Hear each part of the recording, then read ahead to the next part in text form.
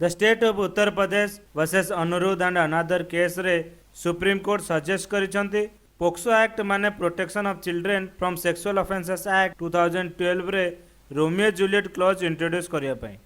Justice Sanjay Karol and justice N Koteshwar Singh direction देइचंती एही case रो judgement secretary ministry of law and justice and government of India को forward करिया पई एंड सजेस्ट करिसंती बहुत जगह रे रोमियो जूलियट रो क्लॉज अछि सो लेजिस्लेचर कंसीडर करंतु पोक्सो एक्ट रे एही रोमियो जूलियट क्लॉज ऐड करिया पई काहे कि ना किछि केस रे पोक्सो रो मिसयूज होउची जोठी जेन्युइनली दुई पार्टी को मध्य रे रिलेशनशिप रोमांटिक एंड कंसेंसुअल थाए बट टेक्निकली माइनर एज जगो पोक्सो रे प्रोसीडिंग्स चले जो थे रिलेशनशिप अक्यूज्ड विक्टिम एंड तांको फैमिली मेंबर्स सफर हुअंती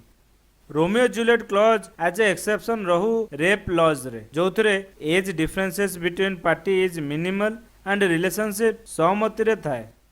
एही जजमेंट ऊपर आपणकर मत कौन निश्चय जणांतु।